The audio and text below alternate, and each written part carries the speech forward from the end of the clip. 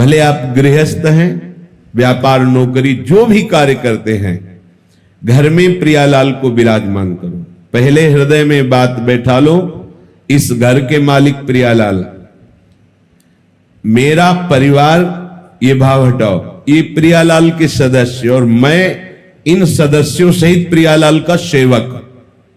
बैठा लो, स्वामी नहीं, मैं इस घर का स्वामी, मैं परिवार का स्वामी, मैं परिवार को चलाने वाला। बस अब जो कर्म करोगे उद्देश्य गलत हो गया, अब ये सब बंधन कारक हो जाएगा। घर में प्रियालाल को विराजमान करने का मतलब है ठाकुर हुए प्रियालाल, स्वामी हुए प्रियालाल, हम सेवक और ये स्वामी के सदस्य। परिवार के जनों को अपनापन नहीं, अपनापन स्वामी में, सीधा हमारा स्वामी सेवक का संबंध और परिवार के सदस्य प्रियालाल के जन हैं। इस भाव से उनकी सेवा के निमित्त से जो भी कर्म किए जा रहे हैं वो तो सेवा है ही, पर घर में भी सेवा पद्धति का विस्तार करें।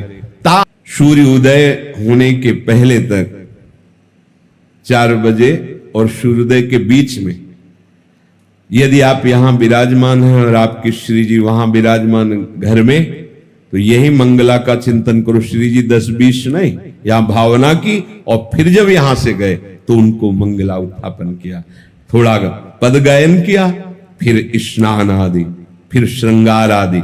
कुछ समय बीच का ऐसा अवसर निकालो अपनी श्री जी की सेवा का भी, जो अपने घर में, यहां वृंदावन धाम में यहां बैठे हो परम सेवा 8 पहर हो रही, पर जो अपने अपने घरों में विराजमान किए दूर देशों में भी है, उनको यही पद्धति अपनानी है जैसे अपने लोग करते हैं। चलो इतना विशाल ना करके तो सूक्ष्म कुछ मिनट में श्री जी की मंगला कर लिया, 1-2 पद सुना दीजिए। आज अतिराजत दंपति भोर नंद के लाल हरियो मन मोर, आज प्रभात लता मंदिर में आज तो जुवती। ऐसे ये प्रातःकालीन सुरत प्रेम के रस भरे पद हैं, इनको सुनाए। फिर श्री जी को स्नान कराइए, जिससे नाम सेवा है, स्नान कराइए और सुंदर सुंदर चंदन घर्षण करके श्री जी की पत्रावली कीजिए।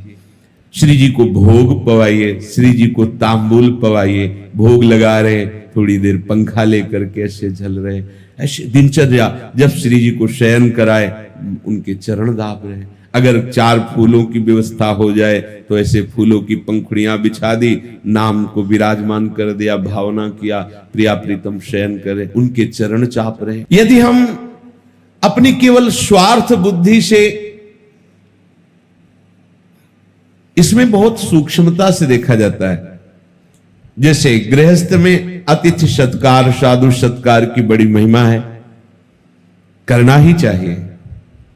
यदि आप गृहस्थ हैं, आपके घर के दरवाजे पर कोई भिक्षुक आता है तो आप उसकी अवहेलना नहीं कर सकते। चल, ऐसा नहीं। अगर ऐसा किया तो उसके जितने दुष्कृत हैं वो सब वहीं छूट जाएंगे। शास्त्रीय सिद्धांत है। मृदु वचन बोलिए, राधे श्याम कहिए, क्या आज्ञा है। अब वो जो मांग रहा है, अगर आपके पास सामर्थ्य है तो दे दीजिए, नहीं दैन्य होकर उत्तर दीजिए, राधे श्याम हमारी सामर्थ्य नहीं है, आप पधारिए, आगे कहीं मांग लीजिए। ऐसा आप वहां गलत भावना करके, ए भिखारी है चल भाग यहां से, बिल्कुल ऐसा नहीं, बिल्कुल ऐसा नहीं। गृहस्थ धर्म में सबसे बड़ी सावधानी अतिथि सत्कार है। कोई भी, भले कोई पाखंडी आया है, आप दरवाजा मत खोलिए, पर बाहर से राधे श्याम, वो कुछ भी बोल रहा है, हाँ हम तुम्हें 2 रोटी दे सकते हैं, अगर आप नहीं तो हमारे पास आगे धन की व्यवस्था या और जो आप मांग कर रहे हैं हम नहीं दे पाएंगे, आप जल पी लीजिए, आप रोटी ले लीजिए। वो भी घर में जब कोई पुरुष सदस्य हो तो गेट खोलिए, नहीं तो ऐसी व्यवस्था रखिए कि गेट के अंदर से ही दे दीजिए। सावधानी, समय का जैसा स्वरूप होता है वैसी ही मर्यादा रखनी चाहिए। शास्त्रों में पाया गया है कि यदि अपने कल्याण के लिए गुरुजनों से, संत महापुरुषों से सभा में प्रश्न किया जाए तो प्रश्नकर्ता और उत्तर देने वाला दोनों पवित्र होते हैं। पर यदि उसके मन में प्रवक्ता के प्रति परीक्षा के लिए या ये सभा जाने कि मैं बहुत बड़ा साधक हूं, देखो मैं किस कोटि का प्रश्न करता हूं, सभा मेरा आदर दृष्टि रखे, हमारे ऊपर सम्मान करे, ये यज्ञार्थ नहीं हुआ। इसमें दोनों की पवित्रता वाली बात नहीं आएगी।